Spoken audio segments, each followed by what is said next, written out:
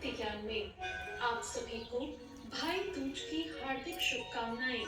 दोस्तों, भाई बहन के अटूट प्रेम का प्रतीक भाई दूज इस साल 23 अक्टूबर को मनाया जाएगा। वहीं इस दिन तिलक करने का शुभ मुहूर्त दोपहर 1:13 से 3:28 तक रहेगा। इस दौरान बहनें अपने भाइयों को तिलक कर सकती हैं। आइए भाई दूज के मौके पर मिलकर सुनते हैं भाई दूज की कथा। एक समय की बात है, एक बूढ़ी औरत थी। उसके एक बेटा और एक बेटी थी। बेटे की शादी हो चुकी थी। जब एक दिन भाई दूज का त्योहार आया, तो बेटे ने अपनी माँ से कहा, माँ, मैं बहन के घर जाना चाहता हूँ। तो उस बूढ़ी माँ ने कहा, बेटा, हम बहुत गरीब हैं। तू अपनी बहन के घर जाकर क्या करेगा? बहन के घर क्या लेकर जाएगा? लेकिन उसका बेटा नहीं माना। बेटे के बहुत आग्रह करने पर बूढ़ी माँ ने उसे बहन के घर जाने की अनुमति दे दी। जब भाई अपनी बहन के घर जाने के लिए निकला, तो रास्ते में उसे एक नदी मिली। नदी बोली, मैं तुझे डुबाऊंगी, मैं तेरा काल हूँ। भाई ने कहा, मैं कई सालों बाद अपनी बहन से मिलने जा रहा हूँ, उससे मिलकर आने दो, फिर वापस आते वक्त तुम मुझे डुबा देना। नदी ने उस भाई की बात मान ली और उसे रास्ता दे दिया। भाई थोड़ा आगे बढ़ा, तो रास्ते में उसे एक सांप मिला। सांप बोला, मैं तुझे डसूंगा। भाई ने कहा, पहले मुझे अपनी बहन से मिलकर टीका लगवा लेने दो, फिर तुम मुझे डस लेना। सांप भी उसकी बात मान गया और उसे रास्ता दे दिया। आगे जाते वक्त उसे जंगल में एक शेर मिला। शेर बोला, मैं तुझे खाऊंगा।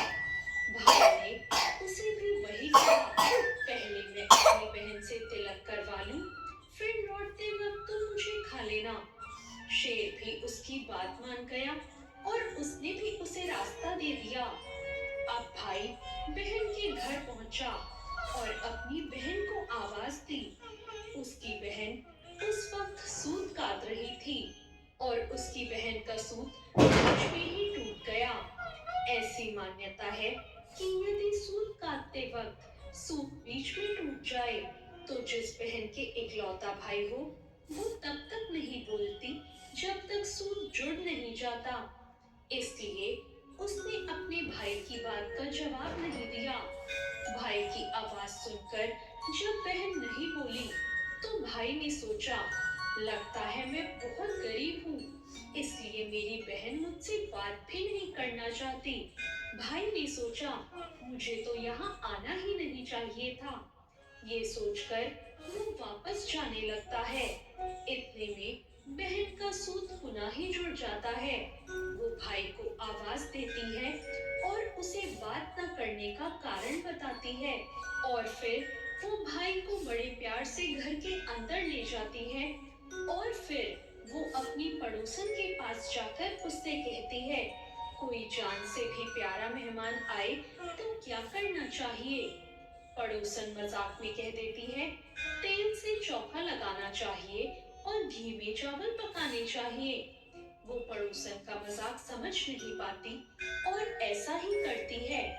अब ना तो चौका सूखता है और ना ही चावल पकते हैं। इधर भाई को भूख लग रही होती है। वो अपनी बहन से कहता है, बहन, भूख बहुत तेज लगी है, जल्दी खाना परोस दे। बहन कहती है, आज पता नहीं, ना तो चौका ही सूख रहा है और ना चावल ही पक रहे हैं।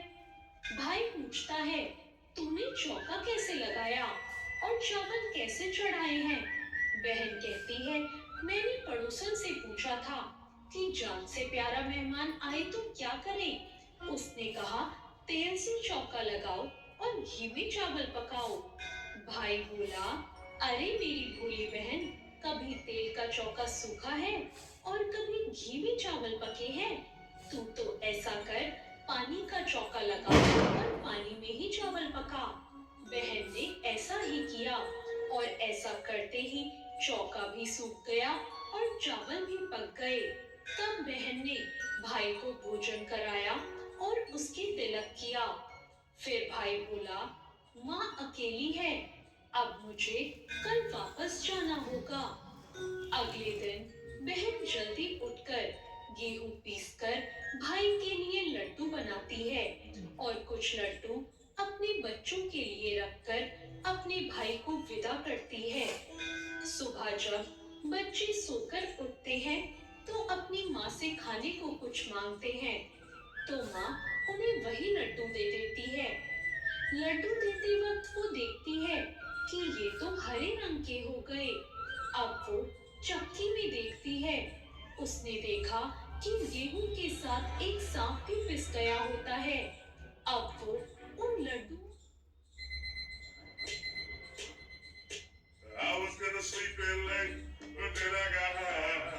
उन लड्डुओं को फेंक देती है और भाई के पीछे भागती है कि कहीं मेरा भाई उन जहरीले लड्डुओं को ना खा ले। अब उसी रास्ते में एक पेड़ के नीचे अपना भाई लेटा हुआ दिखता है। वो उससे पूछती है, भाई कहीं तुमने वो लड्डू तो नहीं खा लिए जो मैंने तुम्हें दिए थे? भाई ने कहा, नहीं, मैंने अभी वो नहीं खाए। वो देखो, वो तो पेड़ पर टंगे हैं। अब वो पेड़ से लड्डू उतारती है और गड्ढा खोदकर उन लड्डुओं को वहीं गाड़ देती है और अपने भाई को सारी बात बताती है। उसका भाई कहता है, तूने मुझे एक बार तो मौत के मुंह से बचा लिया, पर मैं पीछे कईयों को साई देकर आया हूँ। और वो बहन को सारी बात बताता है। अब वो दोनों वहां बैठे बात ही कर रहे होते हैं कि इतने में बहन कहती है, भाई मुझे तो बहुत प्यास लगी है। भाई कहता है, थोड़ी दूर एक तालाब है, मैं वहां से तेरे लिए पानी लेकर आता हूँ। बहन बोलती है, नहीं, मैं खुद ही जाती हूँ और पानी पीकर आती हूँ। अब बहन तालाब पर पहुंचकर देखती है कि वहां एक बूढ़ी औरत बैठी होती है। बहन उसके पास जाकर बोलती है, आप यहाँ क्यों बैठी हो? तब वो बूढ़ी औरत कहती है, मैं विधाता हूँ, एक बहन के भाई का रास्ता देख रही हूँ। वो पूछती है, माता वो कौन भाई है? तब विधाता कहती है, एक भाई है जिसके प्यार में उसकी बहन ने एक सांप की हत्या कर दी। बहन सोचती है, अरे ये तो मेरा ही भाई है। वो घबराकर विधाता से पूछती है, माँ उस भाई को बचाने के लिए क्या करना होगा? विधाता कहती है कि जब उसकी बहन उसे गालियां दे और उसकी शादी होने तक यदि वो उसकी हर घात को टाल दे तो उसका भाई बच सकता है। अब वो तुरंत ही अपने भाई के पास जाती है और उसे कहती है, मैं तुझे घर तक छोड़ने चलूंगी, पर अभी रुक, मैं अभी आती हूँ। फिर वो बहन जाकर शेर के लिए मांस, सांप के लिए दूध और नदी के लिए ओढ़नी लेकर आती है और फिर दोनों भाई बहन आगे बढ़ते हैं। रास्ते में उन्हें एक शेर मिलता है। जब वो शेर भाई को खाने के लिए आता है तो बहन उसे मांस का टुकड़ा डाल देती है। शेर मांस को खाने में लग जाता है और दोनों भाई बहन आगे बढ़ जाते हैं। आगे चलकर उन्हें सांप मिलता है। जैसे ही वो सांप भाई को डसने आता है तो बहन दूध का कटोरा सांप के आगे रख देती है। सांप दूध पीने लगता है और दोनों आगे बढ़ जाते हैं। अब रास्ते में उन्हें नदी मिलती है जो भाई को डुबोने के लिए तैयार रहती है, पर बहन नदी को ओढ़नी उड़ा देती है। खुश होकर वो नदी भी उन्हें रास्ता दे देती है। अब दोनों भाई बहन अपने घर पहुंच जाते हैं। बेटी को देखकर माँ बहुत खुश होती है, पर बहन उसी समय भाई को गालियां देने लगती है। तब माँ कहती है, अरे इसे यहाँ क्यों ले आया? तब भाई कहता है, माँ बहन तो बहुत ही अच्छी थी, पता नहीं घर आते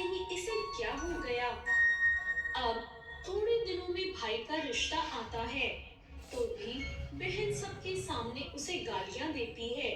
लोग कहते हैं बहन पागल तो है पर भाग्यवान है, इसके आते ही भाई का इतना अच्छा रिश्ता आया है। ससुराल वाले सगाई की मिठाई लाते हैं तो बहन कहती है इसकी मिठाई क्यों बांटते हो, पहले मेरी बांटो।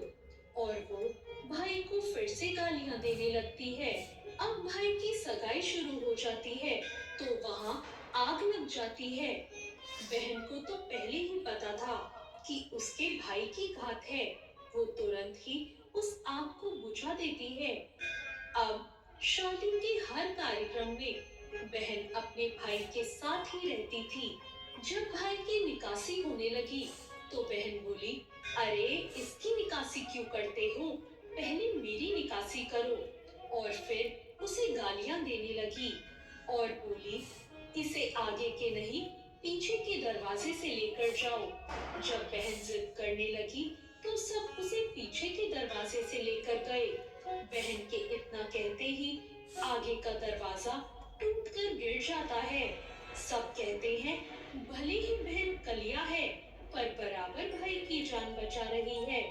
अब जब भाई फेरों पर बैठता है तो बहन कहती है इसकी जगह मैं फेरों पर बैठूंगी।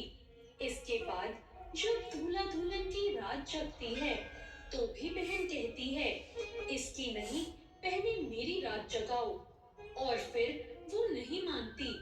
कई लोग बोलते हैं ऐसा करो, पर्दा लगाकर इसे भी साथ में सुला दो। रात में जब भाई भाभी सो जाते हैं तो वहाँ एक सांप आता है। बहन तो पहले से ही तैयार थी, उसे पता था उसके भाई की घात है। अब वो उस सांप को पकड़कर टोकरी में बंद करके सो जाती है। आज कई दिनों बाद वो निश्चिंत होकर सोई थी। इधर उसकी माँ सोचती है कि बेटी के उठने से पहले ही मेहमानों को विदा कर देती हूँ, नहीं तो ये फिर गालियां देगी, फिर से शोर मचाएगी। अब वो बेटी उठकर देखती है कि घर में कोई नहीं है। वो अपनी माँ से पूछती है, माँ सब मेहमान कहाँ चले गए? माँ कहती है मैंने सब मेहमानों को विदा कर दिया। बेटी बोलती है सब मेहमानों को वापस बुलाओ, तभी मैं विदा होऊंगी। अब उसकी जिद करने पर माँ सबको वापस बुलाती है। तब वो सबसे कहती है, माँ आज के दिन के लिए ही मैं पालने में दूध और चूल्हे पर दूध छोड़कर यहाँ आ गई थी और पागल होकर अपने भाई को बुरा भला कह रही थी और इसकी साथ घात टाल रही थी। ये सुनकर माँ और उसका भाई और बाकी सब खुश हो जाते हैं और उसे विदा करते हैं और फिर सब मेहमान भी विदा हो जाते हैं। तो ये थी भाई बहन के अटूट प्रेम की एक बहुत ही सुंदर कहानी। आशा करती हूँ हर भाई बहन का प्रेम इसी तरह बना रहेगा। तो ये थी आज की कथा। आपको आज की ये कथा कैसी लगी कमेंट करके जरूर बताएं। कथा अच्छी लगी हो तो लाइक जरूर करें और अभी तक मेरे चैनल भक्ति ज्ञान को सब्सक्राइब नहीं किया है तो सब्सक्राइब करना ना भूलें।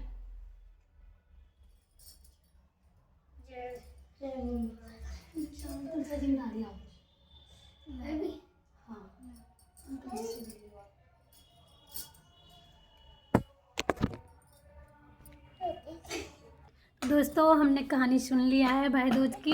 सभी लोग हमारे वीडियो पर कमेंट ज़रूर करना। जिन्होंने हमारे चैनल को सब्सक्राइब नहीं किया है चैनल को सब्सक्राइब भी कर लीजिए।